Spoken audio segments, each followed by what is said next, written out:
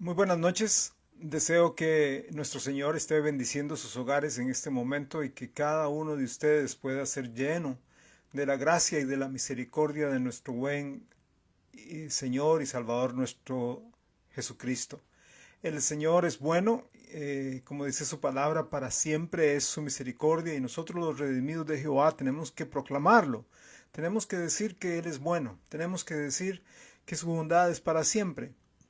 Estamos estudiando la historia de la iglesia y cada vez pues que estamos ahondando en ella nos me fascina de verdad recordar algunas de las cosas que estudié hace muchos años y puedo estar revisando y agregando más material. Me llena de gratitud el que el Señor me haya salvado, que el Señor me haya buscado, salvado y me haya dado vida eterna y me haya puesto en su iglesia, me haya puesto dentro de la iglesia correcta. Hoy vamos a hablar sobre el periodo de la iglesia de Sardis. Es un periodo bastante extenso, entonces no vamos a poder terminarlo hoy como fue el de la semana pasada.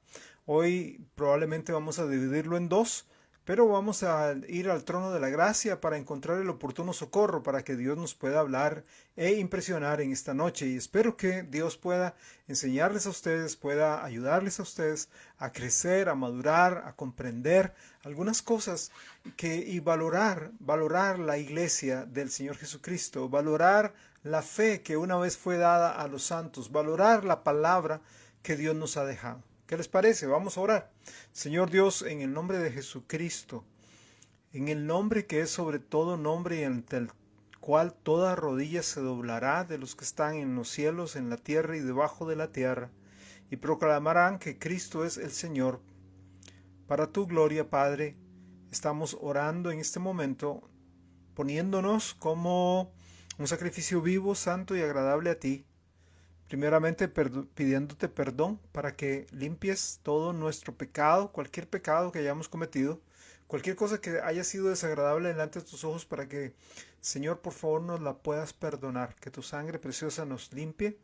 Eso sí, no queremos jugar contigo, no queremos pecar y confesar y caer en ese círculo vicioso, sino queremos confesar y apartarnos para encontrar misericordia.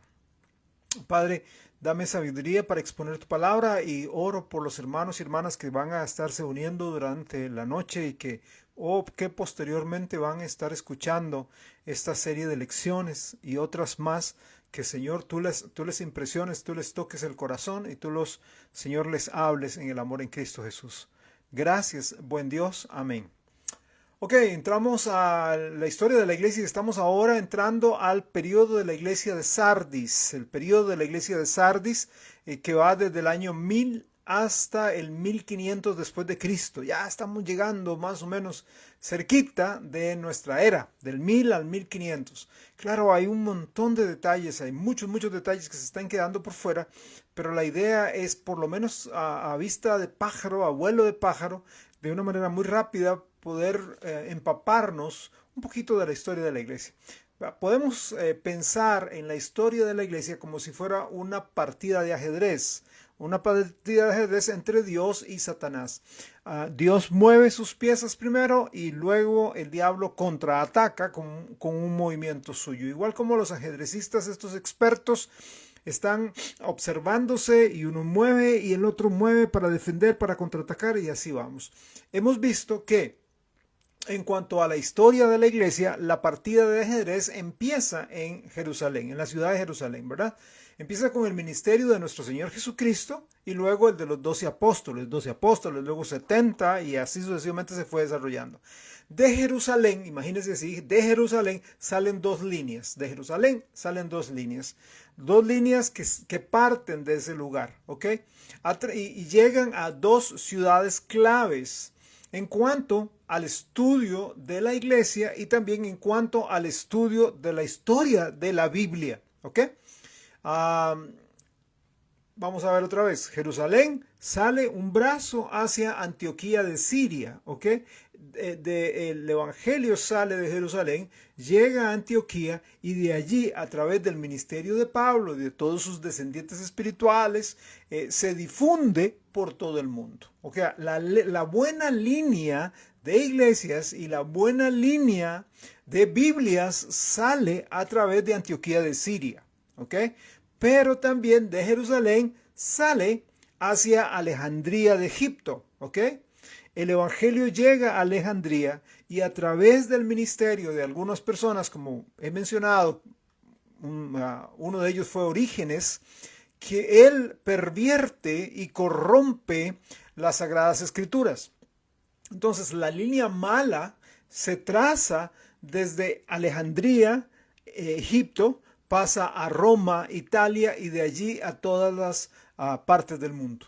Cada periodo comparado por lo que fue escrito de él en el libro de Apocalipsis tiene sus propias características, las cuales quiero resumir brevemente. El periodo de Éfeso, que va desde el año 90 hasta el 200 después de Cristo, fue la iglesia de propósito pleno, ¿verdad? ¿Por qué? Porque ellos reciben la comisión directamente de los apóstoles. Los apóstoles habían recibido a Jesús, los discípulos, entonces los apóstoles, se la dan a la iglesia que se estaba formando, ¿ok? Ahí están los de Éfeso, quienes tenían, según recuerda Apocalipsis, el propósito pleno. Sin embargo, ellos fracasan, empiezan a fracasar poquito a poco, desviándose de la sola escritura, añadiendo palabras y términos a la Biblia que no se hallaban, y empezaron con cierta terminología religiosa y la fueron implementando para que la gente la creyera y la repitiera. Términos como católico, términos como hijo de la iglesia, etc. El segundo periodo es el periodo de Esmirna, ¿ok? Que va del año 200 al 325 después de Cristo. Fue la iglesia de la amargura y muerte. ¿Por qué? Porque la característica sobresaliente de este periodo fue la persecución. La iglesia durante este tiempo sufrió 10 grandes persecuciones oficiales bajo el Imperio Romano, todavía bajo el mando de los emperadores paganos, ¿ok? El tercer periodo es el periodo de Pérgamo, que va del 325 al 500. Fue la iglesia de mucho matrimonio, ¿ok? El emperador romano Constantino casa a la iglesia con el Estado o el mundo, ¿ok? Y en el concilio de Nicea, en el año 325, se realiza esta ceremonia de bodas. La iglesia entonces se casa con el Estado, se casa con el mundo. Y entonces él, entre comillas, repito, entre comillas, cristianismo, llega a ser la religión oficial del Estado. Satanás se cambió el disfraz, dejó de un lado el disfraz de emperador pagano y se pone ahora el disfraz de emperador cristiano, o sea, el de un papa. El cuarto periodo es el de la iglesia de Tiatira, que va desde el año 500 al año 1000. Fue la iglesia del olor de aflicción. Tiatira estuvo dentro de la primera mitad de la edad de las tinieblas o el oscurantismo, ¿verdad? Que va desde el año 500 hasta el 1500. Esta era, este milenio, llamado también milenio de Satanás o oscurantismo, como también es conocido. En Tiatira, Dios derrama su juicio divino sobre el mundo por la fornicación espiritual de su iglesia, quien había llegado a ser un personaje figurado llamado Jezabel. Aquí está Jezabel espiritual, la iglesia que Constantino había formado y que recibía el nombre de católica, a pesar de Dios haberle llamado la atención, a pesar de pedirle arrepentimiento, pedirle un cambio, no lo hace, sino que más bien empieza a enseñar sus cuestiones, sus enseñanzas y las extiende por todo el reino de Europa. El periodo de Sardis es el periodo que vamos a ver hoy. Es el periodo del año 1000 al 1500, ¿ok? Lo que sobresale de los demás durante esta última mitad de la edad de las tinieblas, ¿verdad? O del oscurantismo, es el martirio de los verdaderos creyentes a través de las inquisiciones. Aquí es donde más, digámoslo así, anteriormente se habían dado persecuciones, pero acá florecen y recrudecen la Inquisición como tal y el derramamiento de sangre a través de las cruzadas, y de eso vamos a estar hablando hoy un poquito y más la próxima semana. mientras que el sistema papal llega a su apogeo de corrupción y perversión, vemos la preparación del mundo para la reforma. El oscurantismo, esta edad de las tinieblas, este milenio de Satanás, lo que hace es preparar, claro, el diablo contento porque sume al mundo en una oscuridad total, una ignorancia acerca de las cosas de Dios, una ignorancia de las ciencias, una ignorancia de las artes, ¿verdad? Eso era una ignorancia total de la gente, una pobreza increíble. Pero el diablo no contaba con que Dios estaba moviendo sus piezas para que viniera el alumbramiento, para que viniera la ilustración y saliera y empezara todo esto por medio de la reforma, que la reforma tomaría un lugar importante en el tiempo de la iglesia de Filadelfia, que cuando terminemos este periodo veremos el periodo de Filadelfia. Entonces el periodo a través del Renacimiento y por medio de la predicación de gente como John Wycliffe en Inglaterra y Juan Hus en Bohemia. A veces nosotros nos centramos en cuestiones como la ciencia, como las artes, ¿verdad? La música, la escultura, pintura, etcétera. Y se nos olvida que todo esto tiene un plano más alto, es un plano espiritual, ¿ok? Es el diablo tratando de dominar y Dios tratando de salvar al ser humano. Entonces comprenda que el renacimiento no es exactamente porque de repente un par de tipos se hacen muy inteligentes y empiezan a escribir y a pintar y a hacer esculturas bellísimas y obras arquitectónicas enormes y salen algunos genios. Principalmente no es eso, es el despertamiento a través de traer la palabra de Dios al hombre común y corriente. Bueno, de eso vamos a hablar cuando lleguemos a ese periodo. Estamos en Sardis. El pasaje de Sardis nosotros lo encontramos en Apocalipsis capítulo 3 versículos 1 al 6. Puede buscarlo usted por favor de su Biblia. Apocalipsis capítulo 3 versos 1 al 6. La palabra de Dios dice así: escribe al ángel de la iglesia en Sardis. Estamos en capítulo 3, verso 1. El que tiene los 7 espíritus de Dios y las 7 estrellas dice esto: yo conozco tus obras, que tienen nombre de que vives y estás muerto. Yo vivo, pero estoy muerto, ¿ok? Sé vigilante y afirma las otras cosas que están para morir. O sea, firme eso que se está muriendo, ¿ok? Porque no he llegado tus obras perfectas delante de Dios. Perdón, no he hallado tus obras perfectas delante de Dios. Acuérdate, dice el verso 3, acuérdate pues de lo que has recibido y oído, y guárdalo y arrepiéntete. Pues si no velas, vendré sobre ti como ladrón, y no sabrás a qué hora vendré sobre ti. Pero tienes unas pocas personas en Sardis que no han manchado sus vestiduras y andarán conmigo en vestiduras blancas porque son dignas. El que venciere será vestido de vestiduras blancas y no borraré su nombre del libro de la vida y confesaré su nombre delante de mi Padre y delante de sus ángeles. El que tiene oído, oiga lo que el Espíritu dice a las iglesias. Como hemos visto, cada pasaje de Apocalipsis comienza con un tipo de introducción, una especie de descripción del Señor a la iglesia, ¿ok? Y hacia sí mismo y la relación que él está teniendo hacia la iglesia, ¿ok?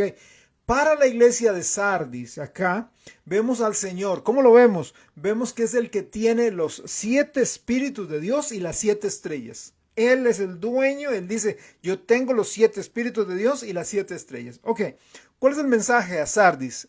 El mensaje a Sardis es un mensaje a una iglesia sin luz. Es una iglesia sin luz. Estos 7 espíritus del Señor, y de hecho, estos 7 espíritus son representados con la figura de la menorá, ¿verdad? La menorá es el candelabro judío, que son, digamos, ¿cómo llamarlo? Una vara, un poste, ¿verdad? Y luego se extiende hacia 3 brazos a la derecha, 3 brazos a la izquierda, para contar 7, el del centro 3 y 3. Esos 7 espíritus, o sea, recuerde que la menorá o el candelero era la única luz en el tabernáculo. ¿Ok? Por eso está hablando aquí de luz. Los 7 espíritus del Señor los encontramos en Isaías capítulo 11, verso 2. Los 7 espíritus, entonces son 7 dioses. No, no caigan en ese gravísimo error. Cuando se habla de los 7 espíritus de Dios, no vamos a ver el texto ahora, pero apúntelo ahí, luego lo busca. En Isaías capítulo 11, verso 2, al hablar de los 7 espíritus de Dios, está hablando sobre las 7 manifestaciones del Espíritu de Dios. ¿Cuáles son? Espíritu de Jehová, espíritu de sabiduría, espíritu de inteligencia, espíritu de consejo, espíritu de poder, espíritu de conocimiento, espíritu de temor de Jehová. ¿Ok? Espíritu de Jehová, sabiduría, inteligencia, consejo, poder, conocimiento y temor de Jehová. Esos son los 7 espíritus de Dios, las 7 manifestaciones. No es que son 7 espíritus, ¿verdad? Ya no era solamente un Espíritu Santo, ahora son 7 espíritus. No, es un Espíritu Santo que tiene 7 manifestaciones. ¿Ok?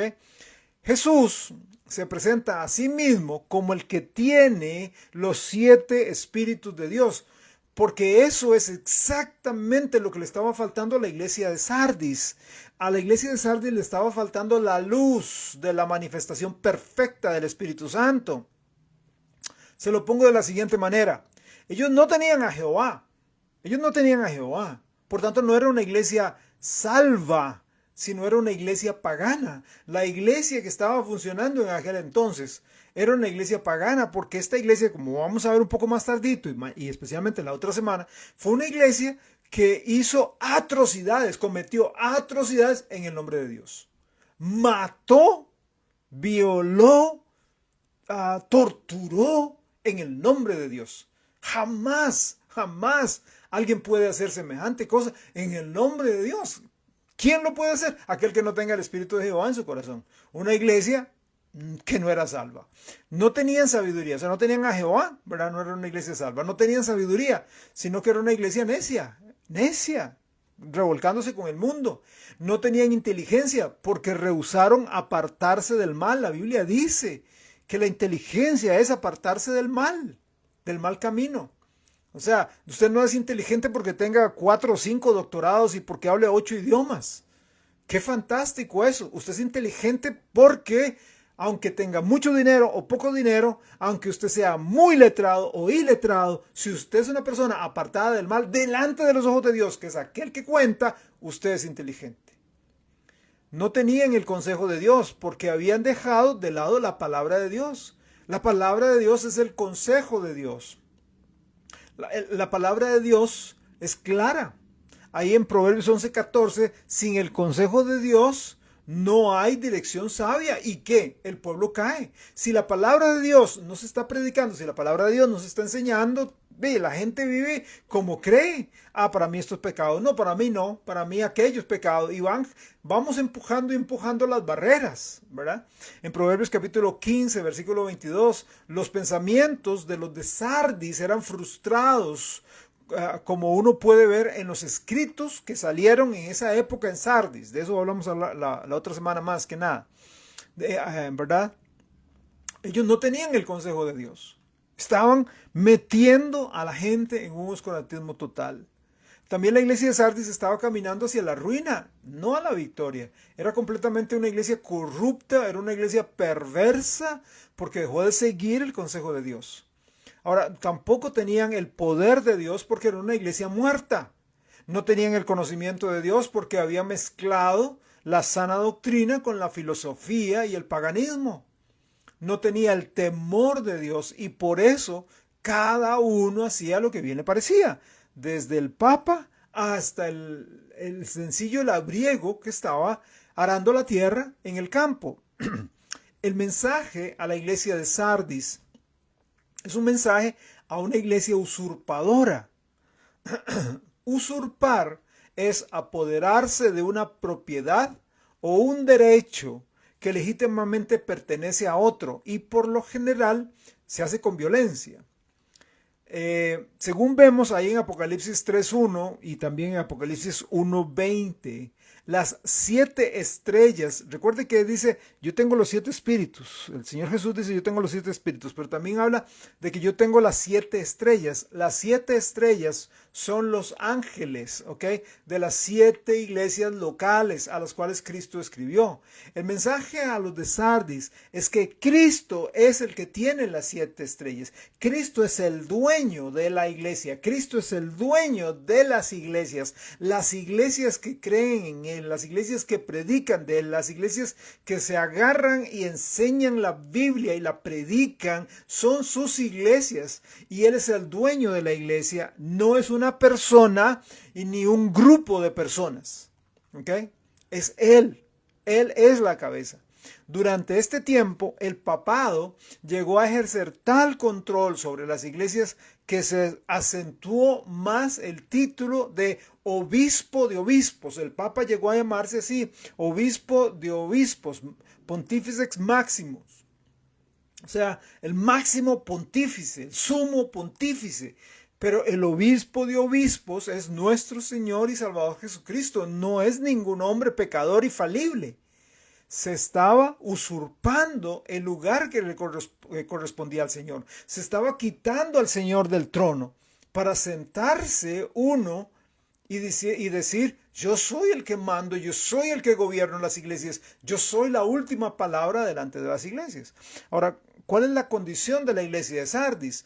Bueno, según leímos ahí en Apocalipsis 3, esta iglesia tiene obras muertas. Tiene obras muertas. Recuerde que Cristo regañó a la iglesia de Tiatira en cuanto a sus obras, aún teniendo 3 veces más obras que cualquier otro aspecto mencionado en este versículo. La iglesia de la Edad Media era una iglesia de obras. Las obras muertas de los sacramentos, donde se le decía a la persona que si guardaba los sacramentos era salva.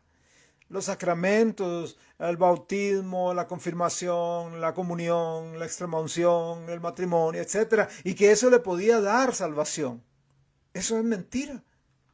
No es totalmente contrario a lo que dice la palabra de Dios. Ahora, la primera cosa que Cristo dice de la iglesia de Sardis es que conozco tus obras.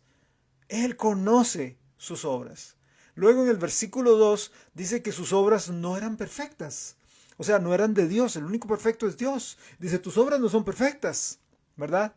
Tus obras no son perfectas. Tus obras no son de Dios. Tiene un nombre de que vive, pero está muerta. Se lo explico. Cuando dice, tiene un nombre de que vive, está hablando a una iglesia. Según Colosenses 1:18, Cristo es la cabeza de la iglesia. ¿Estamos de acuerdo? Colosenses 1:18 es lo que dice. Él es la cabeza, ¿verdad? Y la iglesia es su cuerpo. La iglesia está viva porque consta de miembros vivos. ¿Ok? O sea, personas, miembros que han recibido a Jesucristo, quien es la vida eterna. Una iglesia puede tener pocos o puede tener muchas personas. Si estas personas no han recibido a Jesucristo, no se han arrepentido, no han nacido de nuevo, esa iglesia está muerta. ¿Ok? Es una falsa iglesia. Llevar el nombre iglesia es decir que es el cuerpo de Cristo. Esa es la iglesia tal, ese es el cuerpo de Cristo. Casa de Pan es la iglesia, el cuerpo de Cristo que nos pusimos casa de pan, pero que estamos el cuerpo de Cristo aquí en cierto lugar en San Joaquín. Y luego está el cuerpo de Cristo que está en La Aurora, el cuerpo de Cristo que está en Heredia Centro, el cuerpo de Cristo que está en Alajuela, en Punta Arenas, en Limón, el cuerpo de Cristo que está en Managua, que está en Colombia, el cuerpo de Cristo que está en Santiago de Chile, el cuerpo de Cristo que está en Gran Caimán, el cuerpo de Cristo que está en diferentes lugares. Cuando se dice la iglesia está ahí, no es solo un título, es el cuerpo de Cristo. Pero, y es un organismo vivo, ¿ok? Entonces, tiene un nombre de que vive, iglesia, pero tiene un nombre de que vive, pero está muerto. El Señor lo dice bien clarito. La iglesia de Sardis, la iglesia, el cuerpo está muerto. Está muerto, es una iglesia muerta. Aunque la iglesia católica estaba creciendo en el tiempo de Sardis, estaba creciendo con miembros muertos, gente que no ha nacido de nuevo. Una iglesia no está para entretener, una iglesia, yo entiendo que a veces hay debate entre los hermanos de la fe, miembros y líderes, pastores, misioneros, sobre el crecimiento de la iglesia. No, es que somos muchos, que somos pocos, muchos o pocos. Cada líder es el que va marcando la pauta, ¿ok? Unos tendrán sus argumentos para decir que somos pocos, otros tendrán sus argumentos para decir muchos. El punto es el siguiente.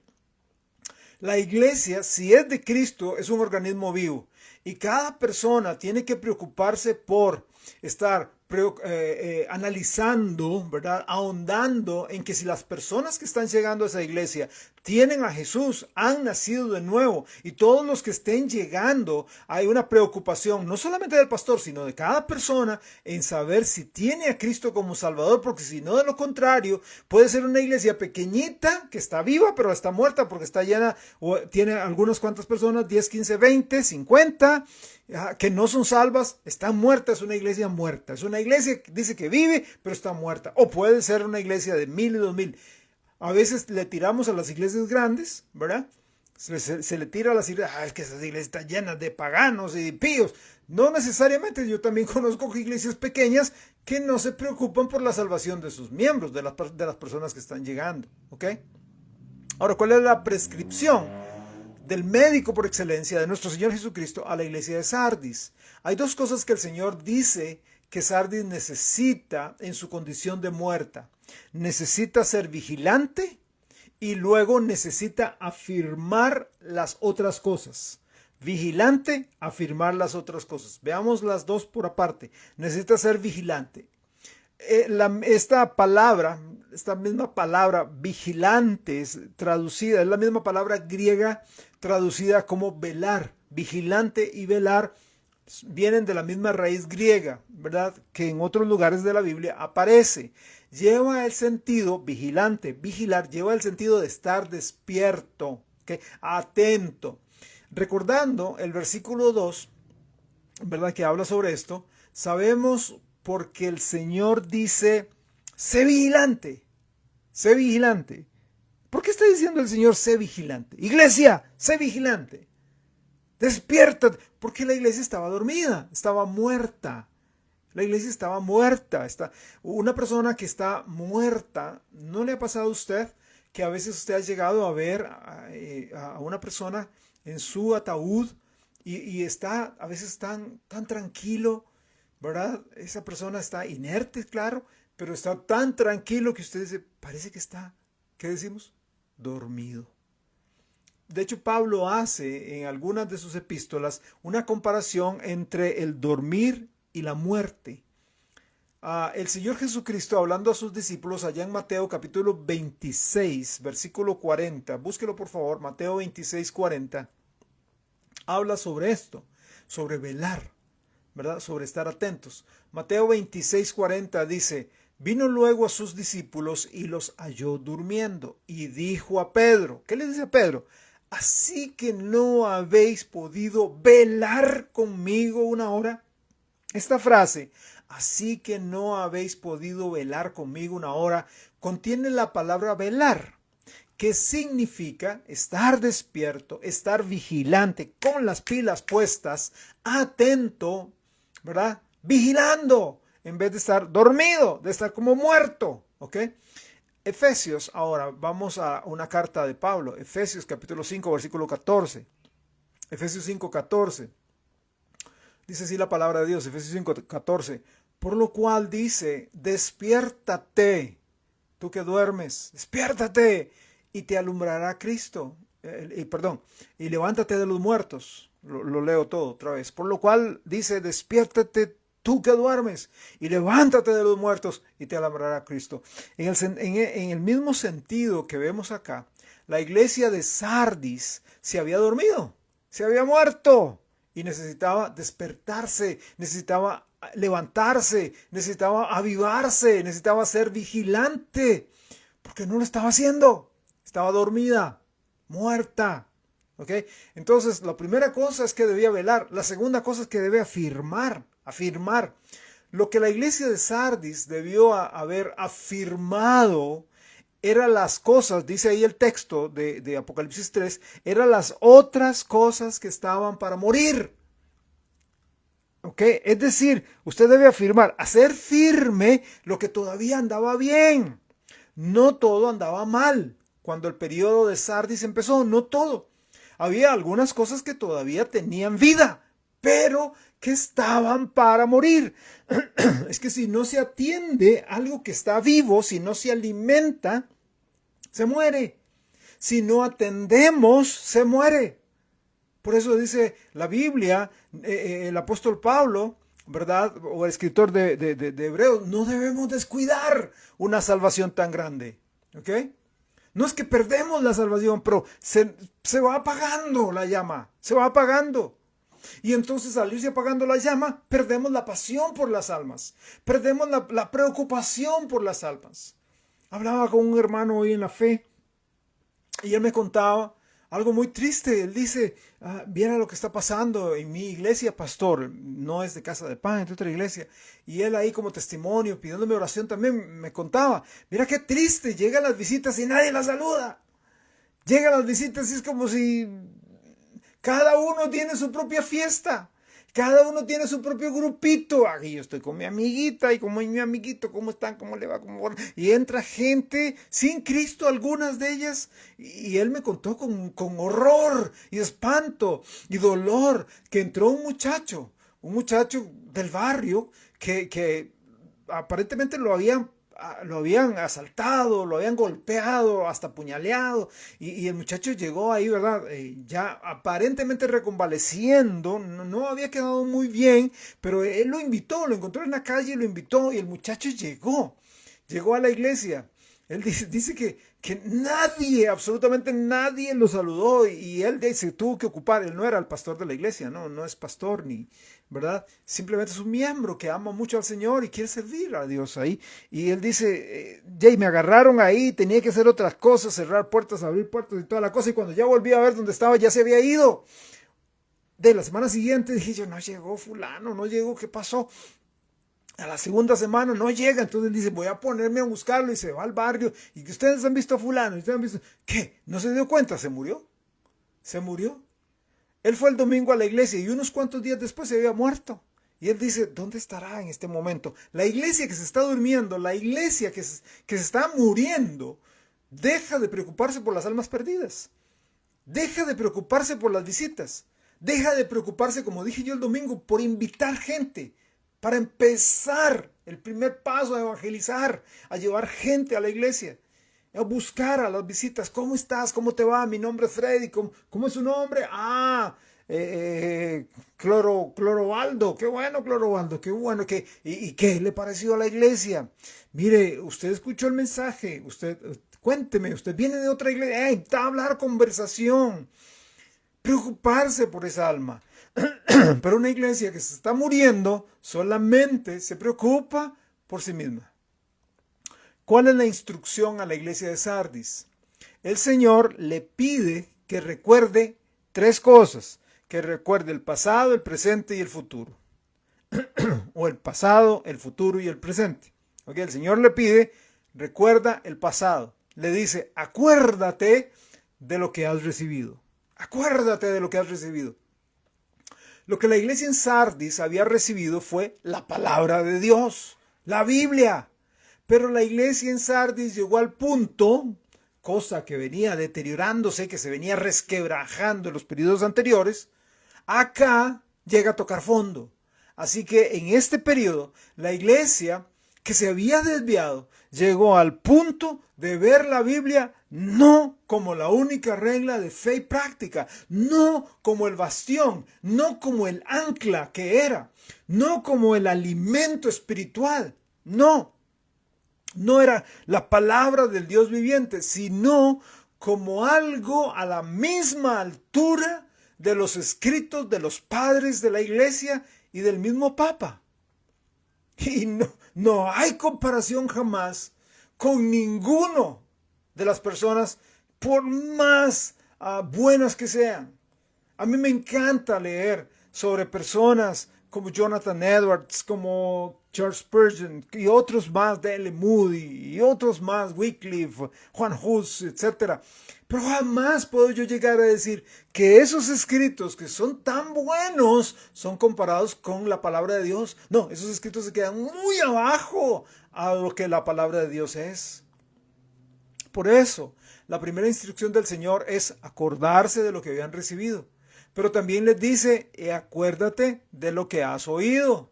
¿Qué había oído la iglesia de Sardis?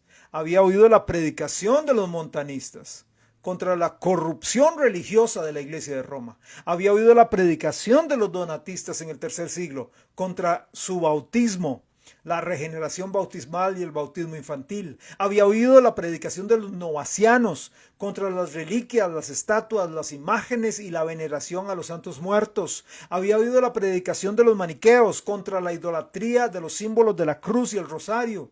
Había oído de la predicación de hombres que reemplazaron públicamente las enseñanzas de Jerónimo y las rechazaron y las expusieron, y la corrupta traducción de su Biblia.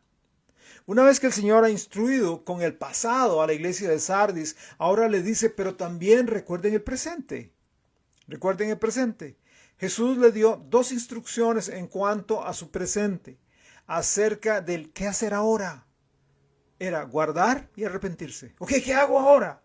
Guardar y arrepentirse. Los de Sardis debieron haber guardado la palabra de Dios y la predicación fiel de los verdaderos testigos de Cristo Jesús. Por la historia sabemos que la respuesta fue no. También Dios les dijo, arrepiéntanse, den media vuelta, cambien. En cada período el Señor llama al arrepentimiento y da tiempo para que lo hagan. Pero por lo que hemos visto, no lo hacen. La iglesia que apostató no lo hizo. Siguió apostatando y siguió engrosando sus filas. Además, le dice, recuerda el futuro. Le había dicho, recuerda el pasado, recuerda el presente, recuerda el futuro. Aquí vemos la promesa de juicio final en el futuro de la iglesia de Sardis. Dice, si no velas, tú que estás dormido, si no velas, necesitas velar, necesitas despertarte, necesitas levantarte. Pero los de Sardis no quisieron. Entonces viene la promesa del Señor. Ok, si no velas, si no lo haces, ok, el futuro, vendré sobre ti como ladrón. Vendré sobre ti como ladrón. El juicio divino vendría repentinamente y durante la noche vendré como ladrón. En la noche, el oscurantismo en la noche, la edad de las tinieblas, fue lo que pasó en este tiempo. La iglesia, se lo digo, ¿verdad? Partiendo de Éfeso, que recibe la enseñanza plena de los apóstoles, va hundiéndose, no quiere arrepentirse, no quiere dejar las malas obras, no quiere volverse a la palabra de Dios. Entregan todo el dominio sobre los hombres, sobre los sacerdotes, obispos, arzobispos, papas, cardenales y toda esta jerarquía que se fue levantando, y entonces la iglesia se hunde en un oscurantismo, en tinieblas. Y así fue porque la reforma vino para romper el control que el oscurantismo de la iglesia, que había apostatado de la fe, tenía sobre el mundo. Querían mantener al pueblo ignorante, porque entre más ignorante es un pueblo, más fácil es manejarlo. Lo que pasa es que desafortunadamente, como vamos a ver en el Renacimiento y en la Ilustración, la gente se fue al otro extremo. Y entonces ahora yo soy lo más carga porque, mi mente, la Ilustración, yo soy un pensador, yo soy tan inteligente. Dios no existe, yo soy el que existo, yo soy el más carga. Se fueron de un extremo de oscuridad a un extremo de yo soy el centro del mundo. ¡Hey! Todo gira en torno a mí. ¿Okay? Y se corrompe el asunto. ¿Ok? Y a veces la gente dice, es que la iglesia fue, momentito. La iglesia de Cristo no. La iglesia de Cristo no. La iglesia de Cristo se mantenía con un perfil bajo, perseguida, asesinados. martirizados, pero la iglesia verdadera de Cristo venía por debajo. Fue la iglesia apóstata, la iglesia que Constantino casó con el mundo, casó con el Estado, la que propició todo eso. Dice también que él vendrá como ladrón en la noche y dice, y no sabrás a qué hora vendré sobre ti. No está hablando del rapto, ¿ok? No está hablando del rapto. Está hablando de juicio. En cada época de la iglesia, de la historia de la iglesia, hubo gente protestando contra la iglesia católica. Claro, la máxima protesta, pues la veremos después, ¿verdad? En la época de la Reforma, cuando Martín Lutero, Hus, Calvino, Zwingli y todos los demás hacen una protesta mucho más macro, ¿verdad? Pero siempre había gente protestando contra la iglesia católica. Sin embargo, al hacer caso omiso del mensaje del Señor, Él como un ladrón en la noche vino sobre ella. Y de la noche a la mañana, Dios quebró el control de la Iglesia Católica y abrió la puerta para que la palabra de Dios saliera hasta lo último de la tierra a través de las obras misioneras de los creyentes en Inglaterra. Ok. ¿Cuál es la motivación de los creyentes en Sardis? Hubo creyentes en Sardis, dice, aunque fueron unas pocas personas. Eso es lo que dice el versículo 4 en su primera parte. Tienes unos pocos. ¿Por qué tenía unos pocos la iglesia? Por un lado, por la ignorancia y la carencia de Biblias, no hubo mucha gente verdaderamente convirtiéndose. No hubo. Romanos dice claramente, ¿cómo predicarán cómo oyeren? ¿Cómo va a oír la gente si no hay nadie que les predique? ¿Cómo va a oír la gente si nadie llega a hablarles? Hermanos, ¿cómo va a oír su familia si usted no abre la boca? ¿Cómo van a oír sus hijos si usted no se sienta y les habla del Evangelio? ¿Cómo va a oír las personas que no tienen y no gozan de la salvación en Cristo Jesús si usted no les habla? Sus compañeros de trabajo, la gente con la que usted se rodea. ¿Cómo van a saber ellos de Cristo si usted no los modela? ¿Ok? Entonces, durante ese tiempo no había muchos convertidos, no había muchos. La Biblia había sido sostenida. Solamente los letrados, los inteligentes, los que habían estudiado en seminarios, los que sabían el latín, el hebreo, el griego, podían leer la palabra y exponerla a veces en idiomas que la gente no entendía, ¿okay? Para que no entendieran, para que se mantuvieran más en el oscurantismo. También no había muchos creyentes por las inquisiciones, porque muchos de los creyentes perdieron sus vidas y otra gente rehusó aceptar a Cristo por temor a sufrir el mismo fin. Y pudieron ver a gente crucificada, ahorcada, quemada, ahogada, cercenada, viva, por tener a Cristo. Y entonces la gente decía, pues yo no me convierto para que me maten así de esa manera tan horrible, para que me quiten a mis hijos, para que me los decapiten. No, yo no lo hago. Entonces había pocos. Bueno, en un estudio futuro sobre Apocalipsis, Dios primero, yo espero profundizar en esto, sobre el pasaje, pero hoy voy a quedar acá en cuanto a la exposición del pasaje para seguir un poco con la historia propia de la iglesia. ¿Ok? ¿Cuál fue la pérdida? La pérdida grande de Sardis. La pérdida grande de Sardis fue el fracaso de las cruzadas. El fracaso de las cruzadas. ¿Cuál es la causa? ¿Por qué se dan las famosas cruzadas? Nosotros lo que vemos en tele es lo que Hollywood nos vende, ¿verdad? ¿Y qué nos vende? Nos vende a esos tipos, ¿verdad? Fieros, montados sobre corceles bellos, que andaban, ¿verdad? Con sus cotas ahí, sus mallas de metal y sus mantos aquí con la cruz adelante y atrás, ¿verdad? Blandiendo su espada, ¿verdad? Y ahí tenemos a todos estos caballeros en las cruzadas. Vamos a los cruzados, ¿verdad? Somos los cruzados. Y todo el mundo, ¡guau! ¿Verdad? Ok, veamos ¿por qué se dieron las cruzadas? ¿Por qué se dieron? Ok. Recuerde que entre el 632 y 732, 632 y 732 después de Cristo, el Islam toma el control del Imperio Bizantino. Entre el 632 y 732, el Islam, toma el control del Imperio Bizantino. O sea, el Imperio Bizantino constaba de Turquía, lo que es en la actualidad, Palestina, que es la Tierra Santa, ¿verdad?, conocida como la Tierra Santa, Egipto, el norte de África y España. Los musulmanes, principalmente los turcos seleucidas, cerraron la puerta al oriente y los católicos ya no podían realizar sus peregrinaciones a la tierra prometida.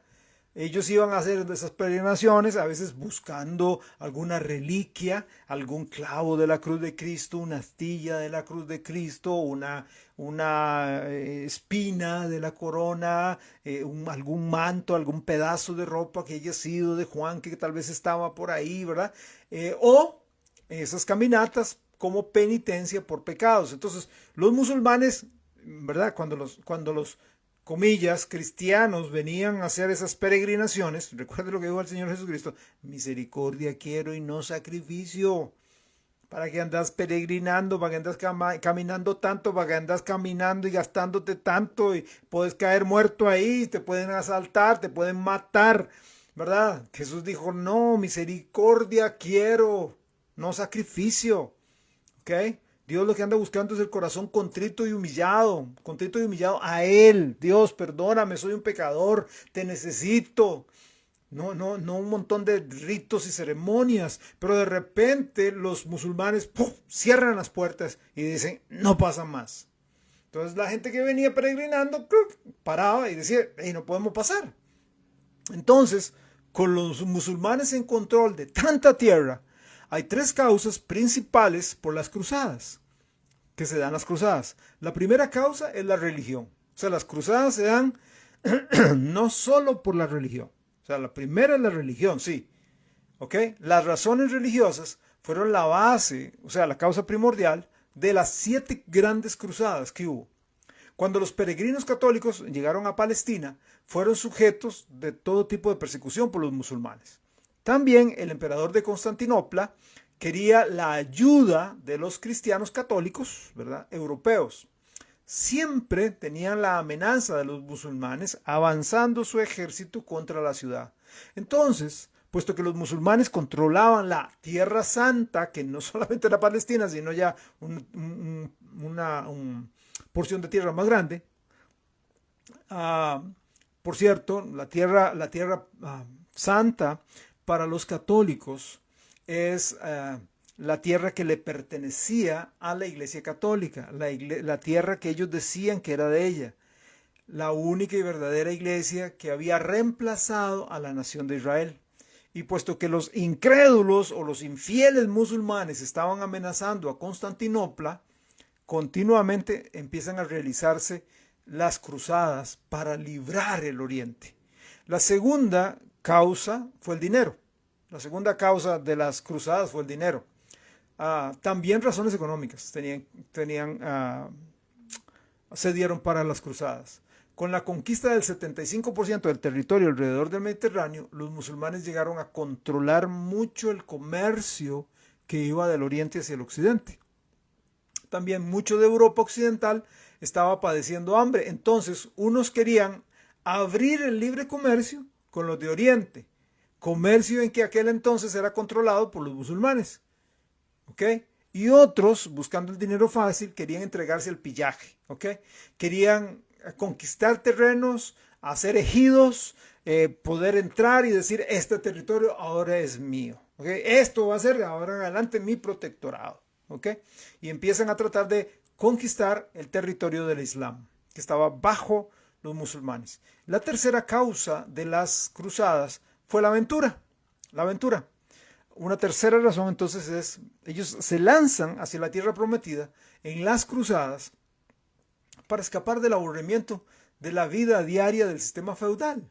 Las cruzadas les estaban proveyendo una buena oportunidad de mostrar su lealtad al rey y a Dios, puesto que se les prometieron grandes recompensas, además de garantizarles la victoria en el nombre de Dios y el perdón por matar en el nombre de Dios, y unido a ellos, todos sus pecados iban a ser perdonados si participaban en aquellas cruzadas. ¿Qué es lo que todo el mundo hace? Se lanza. Me ofrecen dinero, hay aventura. Si mato a alguien, no tengo, ¿verdad?, que dar cuenta porque ya la iglesia me absolvió y todos mis pecados, pasados, presentes y futuros, son perdonados. Entonces me mando a las cruzadas, me uno, soy un cruzado más. Y se tiran, se lanzan a conquistar la Tierra Santa en el nombre de Cristo y la Santa Madre Iglesia Católica. ¿Cómo inician las cruzadas? Bueno, fíjese que es increíble, cuando uno estudia la historia de la iglesia, es increíble la manipulación de Satanás con relación a las visiones. Por eso hay que tener tanto cuidado cuando dice, mira que tuve una visión. Porque Constantino tuvo una visión, y por esa visión de Constantino tenemos una desviación gigantesca de la iglesia. ¿Okay? Y ese matrimonio entre la iglesia y el Estado. Bueno, resulta que acá, en este periodo, hay un hombre, el Papa Urbano II, quien tiene una visión también, ¿verdad? Tiene una visión. Por un lado, el emperador de Constantinopla había enviado a Roma pidiendo ayuda contra los turcos, o sea, los musulmanes, que estaban amenazándole. Por el otro lado, un monje, Pedro el Ermitaño, llegó a Roma con noticias para Urbano acerca del problema de los peregrinos y la persecución que se desataba en Tierra Santa. Entonces, en el año 1095, después de Cristo, Urbano supuestamente recibe una visión en la cual Dios le había revelado que los cristianos debían recuperar el control de Jerusalén, la cual estaba en las manos de los paganos.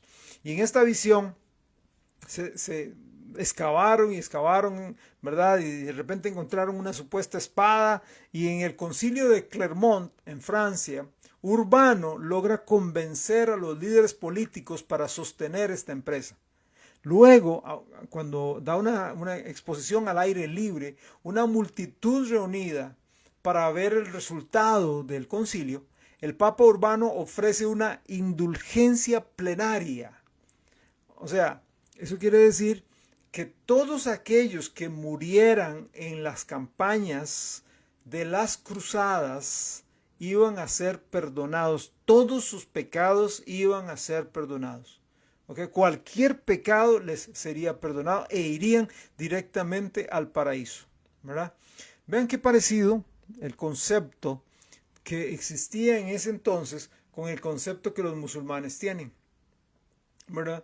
Porque aquí tenemos a estos que vayan a pelear y matar en el nombre de Cristo, en el nombre de Dios, maten, y si ustedes los matan, ustedes se van a ir directo al paraíso. Bueno, el musulmán dice, si usted muere como mártir, ¿verdad?, en la causa de Mahoma, por Alá, y usted muere, usted va a ser llevado al paraíso también, y se le van a dar no sé cuántas vírgenes, ¿verdad? Va a vivir en el paraíso. O sea, el asunto es, vaya, mate en el nombre de Dios, y usted va a ser recompensado. ¿Okay? Vea el punto en el cual la iglesia se había sumergido. Y lo peor de todo es que la gente, en su mayoría, y aún hoy, los catedráticos universitarios, los estudiosos, no logran y no saben dividir, porque no conocen historia de la iglesia, y entonces dicen, fue la iglesia. La iglesia, es la iglesia la que mandó matar, fue la iglesia la que quemó gente, la iglesia de Constantino, no la iglesia de Cristo. Jamás la iglesia de Cristo jamás persiguió a nadie. La iglesia de Jesucristo jamás mandó a matar a nadie. La iglesia de Jesucristo no participó en la Inquisición. La iglesia de Jesucristo no quemó a nadie. ¿Okay? Al concluir el discurso de Urbano a esa multitud, ¿verdad? Y decirle, yo tuve una visión, ¿verdad? Parecía Martin Luther King. Yo tuve una visión, ¿verdad? Lo que pasa es que él no veía a la niña de raza negra entrando a colegios de blancos, sino que tuve una visión que por Dios vamos a ganar, ¿verdad? Y entonces el pueblo agitado empieza a gritar, Dios lo quiere, Dios lo quiere, Dios lo quiere. O sea, ¿Dios lo quiere qué? Dios quiere que venzamos y matemos musulmanes. Y por más de 200 años, a través de 7 diferentes cruzadas, miles de católicos perdieron sus vidas tratando de tomar el control de la Tierra Santa, creyendo que Dios lo quería. quiero ver, quiero que veamos en pocos minutos que nos quedan las tres primeras cruzadas y de en 8 veremos unas más. Las tres primeras. La primera cruzada fue la cruzada de Godofredo de Bouillon. Godofredo de Bouillon en 1096 a 1099. Después del sermón emotivo de Urbano, Pedro el ermitaño y Walter el pobre, dos monjes católicos, respondieron al llamado y encabezan un ejército de familias pobres y sobre asnos y a pie viajaron hasta Constantinopla. Pasando por Alemania, este ejército de Pedro trata de reclutar más seguidores para la causa santa, ¿verdad? Cuando no los hallan, cuando la gente les dice, no, yo no, nosotros no, quiere morir usted, vaya usted, va a morirse usted. Cuando la gente rechaza unirse al ejército, entonces empiezan a robarles, empiezan a saquear y a quemar las casas de los aldeanos, a matar la gente de los aldeanos. No quiere unirse conmigo, pum, lo mato. ¿Ok?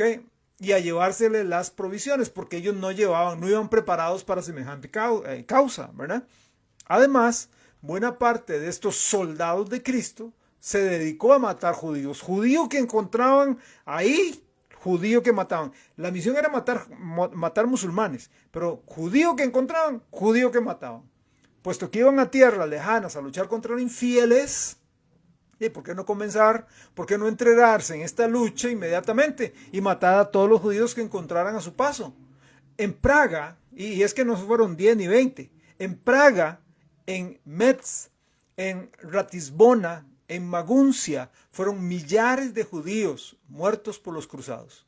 Luego, por la falta de recursos y preparación, muchos llegaron del ejército de estos dos grandes caballeros, llegan por no tener comida, llegan hasta el canibalismo para sobrevivir. O sea, comían a todos aquellos que iban muriendo. Entonces, esta historia que nosotros conocemos, que hemos leído, historia verídica, de los supervivientes de los Andes, ¿verdad? Que fueron enjuiciados y todo porque quedaron allá en los Andes y se comieron a algunos que habían muerto. Eso no es nuevo, ellos lo practicaban para poder subsistir mientras iban rumbo a pelear contra los musulmanes.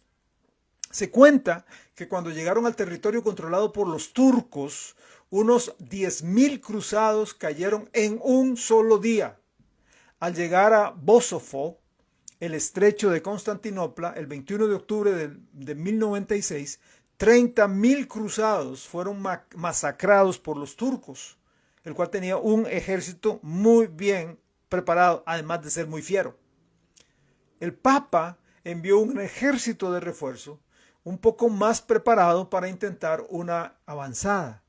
Godofredo de Bouillon encabezó esa segunda ola de cruzados, incluyendo tropas francesas, normandas e italianas. A pesar de ser afligidos por el hambre, la peste y la deserción, tomaron la ciudad de Nicea y luego la de Antioquía, en Siria, al norte de Jerusalén. Después de Antioquía, capturan Jerusalén en el año 1099.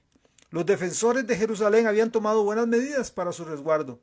Echaron de la ciudad a todos los cristianos, llenaron sus almacenes de comida y sus cisternas de agua y envenenaron todos los pozos a los alrededores. Pero no había por qué temer. Alguien tuvo otra visión. Abundaban las visiones.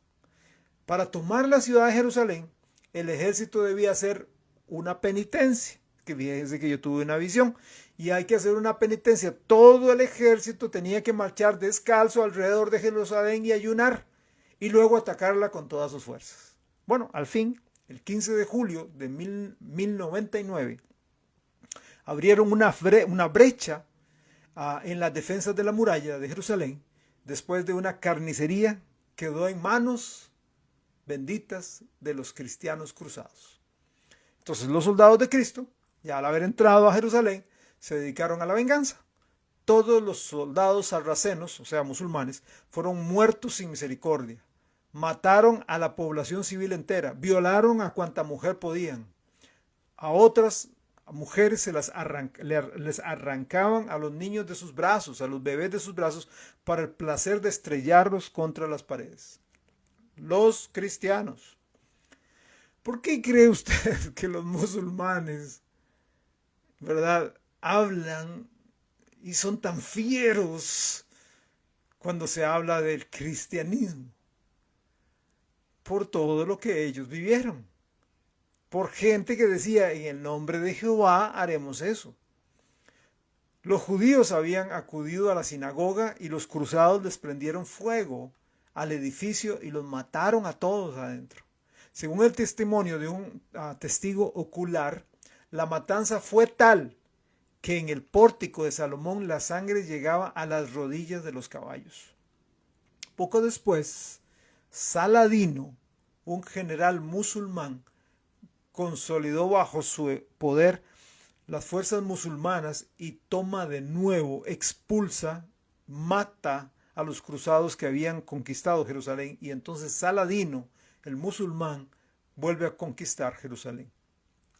La segunda cruzada, rápidamente la doy, la segunda cruzada fue la cruzada de Conrado III y Luis de Francia, 1147-1148. El ejército de esta segunda cruzada no cumplió con ninguno de sus objetivos. Los musulmanes habían tomado control otra vez del territorio de Edesa, al norte de Antioquía. Esta cruzada fue inspirada por la predicación del monje místico Bernardo de Claraval. El propósito, capturar Damasco de los musulmanes. Falló. Miles murieron. Y la tercera y última cruzada que voy a mencionar hoy, recuerden, eran 7.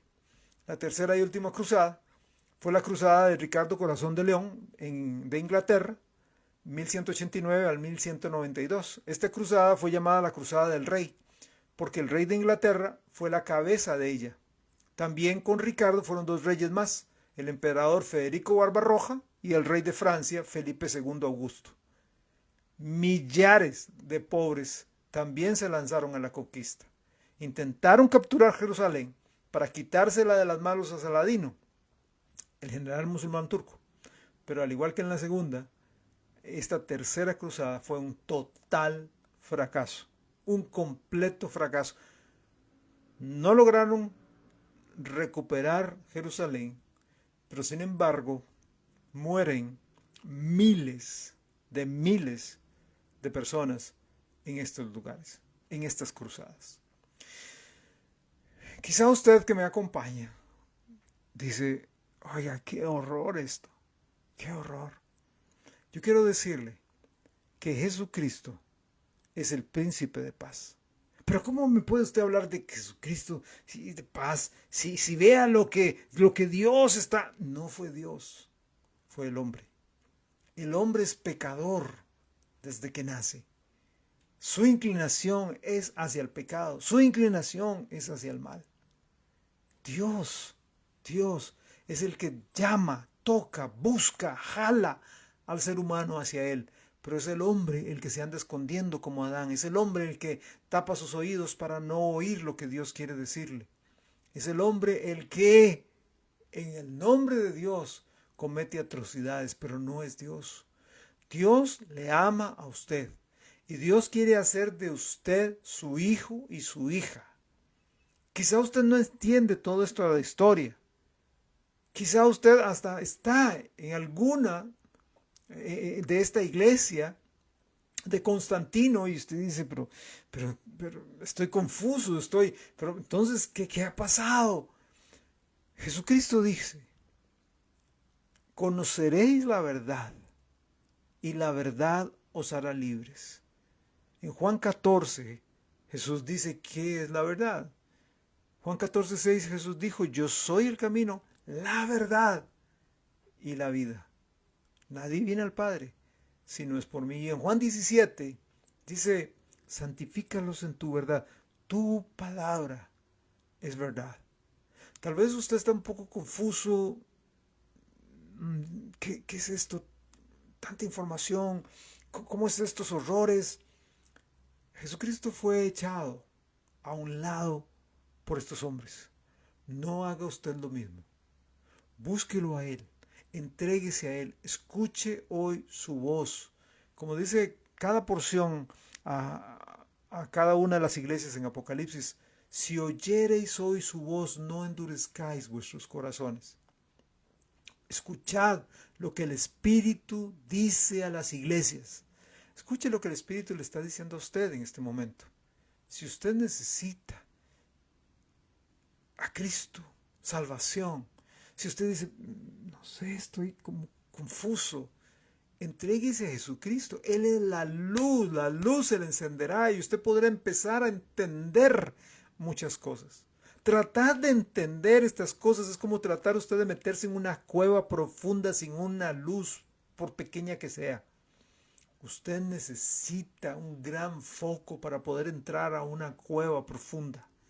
Esa es la vida, esta vida en la cual nosotros vivimos, es un hueco profundo. En algunas cosas, en algunos lugares, es un hueco profundo. Y tropezamos por aquí, por allá. Por eso necesitamos la luz de Cristo en el corazón. Por eso yo quiero invitarle que si usted hoy quiere recibir a Cristo, hágalo ahí mismo donde está. Dígale, Señor Jesús, sé que soy un pecador o una pecadora. Señor Jesús, mucho de esto no lo entiendo. O algunas cosas me han golpeado fuerte. Señor, sé la luz. Necesito esa luz. Entra en mi corazón. Perdona mi pecado. Yo te recibo como Salvador. La única esperanza eres tú, Señor. Sálvame. El Señor quiere entrar en su corazón. Entonces, recíbalo hoy. Recíbalo por la fe. Padre, gracias yo te doy por Jesucristo. Yo te pido, Dios, que las personas que oyeron este mensaje, esta lección, si son tus hijas, hijos, oro para que valoren a la iglesia que tenemos el día de hoy, porque muchas personas pagaron con su vida para que tuviéramos la iglesia que tenemos y la Biblia que tenemos. Yo oro, Dios, para que nos ayudes. Oro por aquella persona o personas que no comprenden completamente todo, pero si usted, Espíritu Santo, le quiero rogar que se muevan en corazón y se puedan entregar a Cristo. Desarrolle un hambre por usted hasta llevarlos a tus pies, a llevarlos a tu salvación. En Cristo Jesús te lo pido. Amén. Amén. Que el Señor les bendiga. Gracias por acompañarnos. Que Dios les guarde mucho. Quiero recordar a los jóvenes que este sábado a las 5 de la tarde tenemos nuestra MJM, ¿okay? En Ministerio Juvenil Mar. Así que les invitamos, padres, ayúdenos mandando a sus jóvenes y quizá a los amigos de estos para que nos acompañen a las 5 de la tarde este próximo sábado. Y el domingo a las 10 de la mañana estaremos hablando sobre esta serie que empezamos la semana pasada, esta pasión que debemos despertar en nosotros por las almas perdidas. Que todos, no solamente unos cuantos, no solamente el ministerio de evangelismo establecido en la iglesia, no solamente el pastor o algunos líderes, no, todos tengamos una pasión por las personas que no tienen a Jesucristo, porque todos nosotros tenemos familiares, todos nosotros tenemos amigos y vecinos que no conocen al Señor y la única solución es Cristo Jesús. Así que yo les invito este domingo a las 10 de la mañana. Que el Señor les bendiga, que el Señor les guarde. Un abrazo de nuestra parte para ustedes. Bendiciones, que descansen.